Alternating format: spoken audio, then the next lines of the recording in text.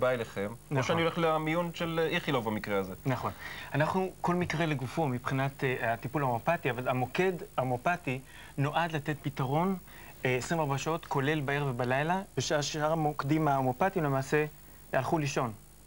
המוקד נוצר מתוך ביקוש הולך וגובר. אז בואו תסביר לי באמת, אם מישהו בא עם בעיה כזאת, שהוא יכול להיות מטופל גם במיון של בית חולים רגיל, נכון.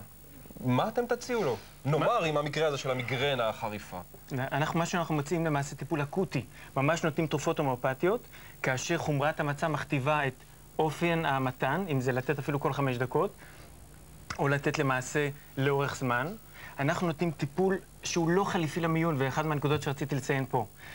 כאשר יש ספק, אין ספק, when in doubt, no doubt. כאשר יש ספק למצב שהוא מסכן חיים, או מצב שמצריך טיפול, אנחנו מפנים ישר למיון. לא לבוא אליך עם התקף לב, אתה אומר. עם התקף לב עדיף לא לבוא. או אחרי חלילה תאונת דרכים. נכון. אבל אפשר לדבר איתי עם המיון, והטיפול יכול לתת מענה בזמן השהייה במיון, או מיד לאחריו. הרבה פעמים מגיעים למיון או לרופא כלשהו, והרופא אומר בעצם הדלקת לא כזאת קריטית, ויש לנו יומיים לפני שניתן אנטיביוטיקה, ואנחנו רואים הרבה מאוד הורים שנכנסים ויוצאים מהאנטיביוטיקה בלי סוף. נכון.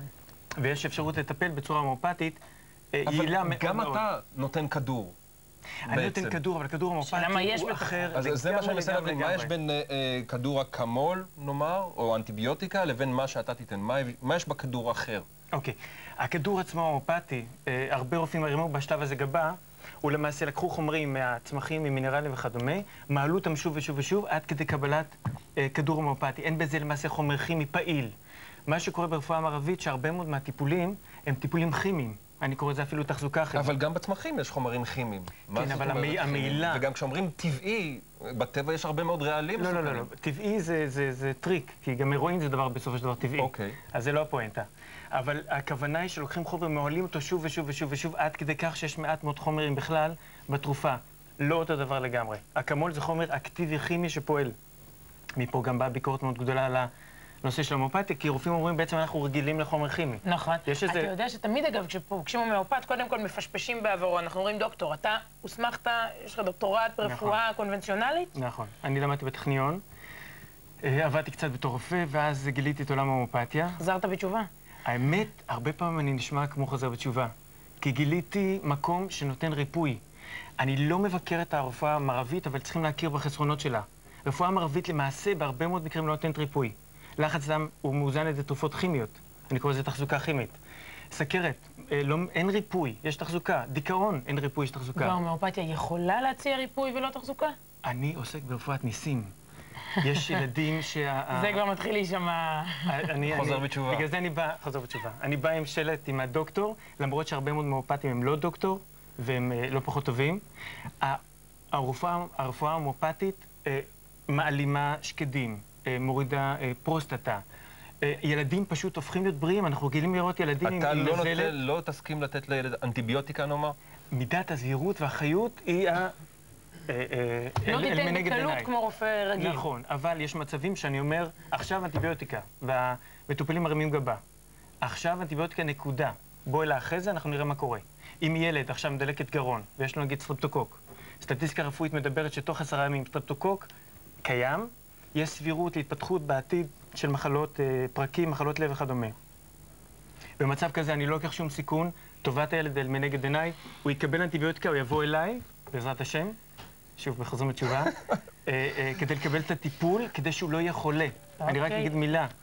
אנחנו גילים שהומאופתיה, או אפילו אנשים שמטופלים, חושבים שזה מדובר על תהליך ארוך וממושך. להומאופתיה יש אפשרות לתת טיפול אקוטי מיידי. אני רואה פה הסכמה מהקהל. הילה אלפרט? לא, יש דבר אחד שכן רציתי לשאול אותך, וזה העניין הזה שתמיד שאני שומעת אנשים מהרפואה האלטרנטיבית, אז הם אומרים, when there is doubt, there is no doubt. זאת אומרת שזה באמת נהיה רציני, תלכו לקונבנציונלי.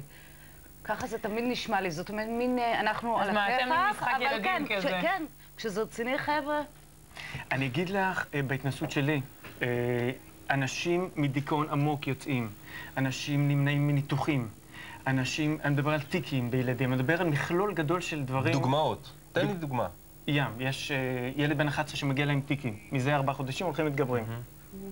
ואני אומר להורים, אני מאושר שהגעתם, כי אם הייתי מתחיל טיפול כימי, שהוא עושה דיכוי לטיקים, אבל עושה דיכוי לעוד כל מיני אזורים במוח, אז לא יוצאים מזה כל כך. הילד קיבל טיפול הומאופתי, ותוך מספר חודשים כבר חל שיפור, למעשה תוך חודש חל שיפור. הילד הזה היום לא רק שהוא בריא בתיקים, כי הפואנטה לא לטפל בתיקים, אני לא לטפל בתיקים, אני מטפל בילד עצמו. טוב, יש לי, אני חושב, עוד הרבה, וגם לך הרבה שאלות. כן, הרבה שאלות. דוקטור בועז ורון, תודה רבה. עכשיו גם ב3 בלילה. רצית לומר עוד משהו? כן.